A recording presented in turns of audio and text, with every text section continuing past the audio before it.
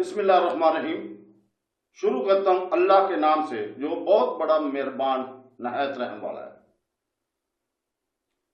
دیکھتی آنکھوں سنتے کانوں کو السلام علیکم بہنوں بھائیوں اور بزرگوں، آج کی ہم اس اسلامی معلوماتی ویڈیو میں کربلا میں مقبرہ حضرت عباس علمدار کی بقیہ تاریخ اس کو بیان کر رہے ہیں، جس کا چوتھا حصہ ہے۔ یہ ایک ایسی جگہ ہے جو دنیا بھر کے لاکھوں مسلمانوں کے لیے گہرے معنی رکھتی ہے۔ ویڈیو میں حضرت عباس کی زندگی اور بہادری پر روشنی ڈالی گئی ہے۔ کربلا کی جنگ کے المناک واقعات کے دوران ان کے تعاون پر زور دیا گیا ہے۔ تاریخی متن اور عصری تناظر کا جائزہ لے کر ہمارا مقصد اس مقدس مقام کی اہمیت کا ایک جامع جائزہ فراہم کرنا ہے۔ ہم اس کو 9 حصوں میں حضرت عباس علمدار رضی اللہ تعالیٰ عنہ کی قبر کی تاریخ اور کربلا کی بہادری کے واقعات کو بیان کر رہے ہیں، لہذا مہربانی کر کے تمام حصوں کو دیکھیں اور اگر پسند آئے تو اپنے دوستوں کو بھی شیئر کریں تاکہ وہ بھی اس سے مستفید ہو سکیں۔ تو دوستو، دونوں ہاتھوں کی تدفین کی جگہ کربلا میں 2 مقدس علاقے ہیں جن کے بارے میں خیال کیا جاتا ہے کہ وہ حضرت عباس علمدار کے دونوں ہاتھوں کی تدفین ہے۔ بلا تعطل ان دونوں مقدس مقامات کا ان نسلوں نے دورہ کیا اور ان کا احترام کیا جو یہ سمجھتے تھے کہ وہ ان دونوں ہاتھوں کی تدفین ہے جو حضرت عباس اور ان کے دشمنوں کے درمیان تصادم کے دوران کاٹے گئے تھے۔ دائیں ہاتھ کا حرم کربلا کے شمال مغرب میں واقع ضلع کی سرحدوں پر واقع ہے، جسے باب بغداد کا دروازہ اور ضلع باب الخان کے نام سے جانا جاتا ہے۔ حرم مقدس کی مشرقی دروازے کے قریب اس کی حرم کی دیوار پر موجود کھڑکی پر فارسی میں 2 شعری اشعار کنندہ ہیں۔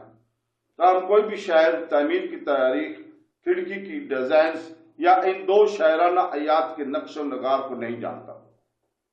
بائیں ہاتھ کی حرمت مندر مارکیٹ میں مقدس مزار کے چھوٹے دروازے کے قریب جنوب مشرق میں واقع ہے۔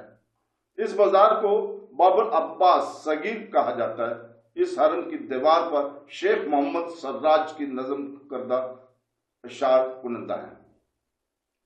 تعمیراتی پہلو درحقیقت ابو الفضل عباس ابن علی کا مزار ان گھروں میں سے ایک ہے جن کے بارے میں اللہ تعالیٰ نے فرمایا، وہ گھر جن کو اللہ تعالیٰ نے نہایت محترم قرار دیا ہے اور صبح شام ان میں اس کا نام لیا جاتا ہے۔ مزار مقدس کی تعمیر مکمل طور پر گنبد کے ساتھ العباس جو شہداء اور خدا کے نیک بندوں کی فہرست میں فہرست ہے ایک اور عنصر ہے جو ان کی ایک آزاد قبر کے راز کو دریافت کرنے میں مدد کرتا ہے۔ دوسرے شہیدوں کی قبروں سے امام صادق علیہ السلام نے قبر عباس کی زیارت کے دوران اس ہیرو کی ناقابل تعریف شخصیت کا تذکرہ کیا ہے، جو اکیلے ہی اتنے بلند مرتبے پر فائز تھے کہ تمام شہداء اس کی تمنا کریں گے کہ اگر ان کے پاس ایسا ہوتا، اس لیے خدا کہ اس منفرد نیک بندے کے مقدس مزار کی تعمیر پر بہت زیادہ توجہ دینا بہت ضروری ہو گیا۔ تو دوستو، خدا بزرگ و برتر نے اس مزار کی تعمیر کی مقدس مشن کچھ ایسے افراد کو دیا جنہوں نے اس دنیا میں ابدی شہرت حاصل کی اور ہر ایک کو اس کی نیت کے مطابق آنے والی زندگی میں بہت زیادہ اجر ملے گا۔ بہت سے بادشاہوں، شہزادوں، علماء اور مشہور شخصیات نے اس مقدس مزار کی تعمیر میں ایک دوسرے سے کامیابی حاصل کی، جس کی شان و شوکت میں روز بروز اضافہ ہوتا گیا۔ آج یہ اپنے پرکشش سنہری گنبد کے ساتھ بہت خوبصورت ہے، جو آسمانوں کو بلندی میں چیلنج کرتا ہے اور ستاروں کو چمک میں ہمت دیتا ہے۔ اس کا ناقابل تذکیر حرم تخت کی طرح عظیم ہے۔ اس کی پورٹک فلاسکٹ سے ڈھکے ہوئے ہیں۔ اس کا سیر حرمت کا میدان ہے اور اس کی خوبصورت سنہری لابی جو جنت کی عمارتوں کی طرح ہے۔ مورخین نے ذکر کیا ہے کہ شاہ طاہر بس نے 1032 میں مزار مقدس کے گنبدوں کو ٹائلوں سے سجایا تھا۔ اس نے صندوق پر ایک کھڑکی بنائی جس میں مقبرہ تھا، اور سین کا انتظام حرم کے پہلے دروازے کے سامنے لابی بنائی اور ایرام میں بڑے قیمتی قالین بھیجے۔ سن 1115 میں نادر شاہ نے مزار مقدس پر بہت سے تحفے بھیجے اور وہاں کی کچھ عمارتوں کو فلاس سے سجایا۔ 1117 میں نادر شاہ نے وزیر اعظم نے امام حسین علیہ السلام کے روضہ مبارک کی زیارت کی۔ انہوں نے مقبرے کے خانے کو دوبارہ بنایا اور دوبارہ تعمیر کیا اور مقدس علاقے کو روشن کرنے کے لیے ایک فانوس پیش کیا۔ سن 1216 میں وہابیوں نے کربلا پر حملہ کیا اور امام حسین علیہ السلام اور حضرت عباس علیہ السلام کے روزوں میں موجود تمام قیمتی رونقیں اور فانوس لوٹ لیے۔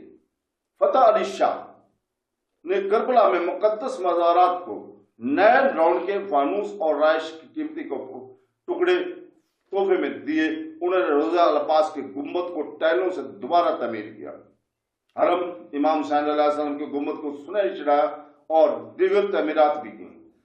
حاجی مرزا عبد الکریم المقدوس حرومی نے اپنی کتاب تخت الرجحان میں درج کیا ہے کہ حاجی شکر اللہ بادل بیگ الفشری نے حضرت عباس علیہ السلام کے روضہ مبارک کے سامنے والے بڑے ہال کا سونا چڑھایا، اپنی تمام دولت اس پر خرچ کی۔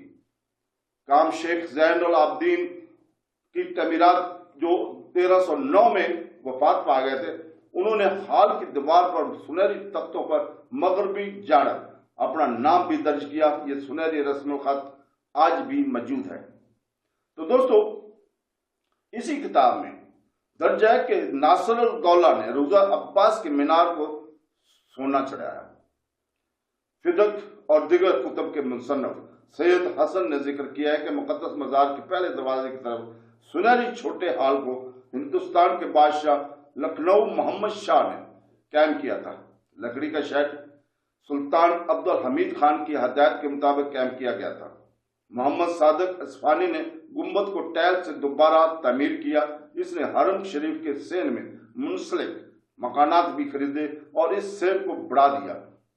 انہوں نے قبلہ کی سمت سے رقبہ کو کافی حد تک بڑھا دیا۔ آپ کو قبلہ کے دروازے کے کمرے میں دفن کیا گیا۔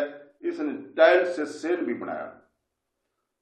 تو دوستو، 1355 میں حرم مقدس کے متوی سید مرتضیٰ نے مقبرے کے کمرے کے سامنے سونے کے ہال میں بڑے چاندی کے دروازے کو دوبارہ تعمیر کیا اور دروازے کے شٹر پر اس نے شیخ محمد علی کی نظم لکھی تھی۔ روضہ مبارک حضرت عباس علمدار کی حفاظت اور معزز شخصیات نے کی ہے، جنہوں نے اس مقدس مزار کے انتظام، خدمت اور تعمیر میں کوئی کسر نہیں چھوڑی تھی۔ تو دوستو، کل ہم انشاءاللہ تعالی کربلا میں مقدس ترین مقام مقبرہ حضرت عباس علمدار کا پانچواں حصہ پیش کریں گے۔ تو دوستو، کل تک کے لیے اجازت، اللہ حافظ۔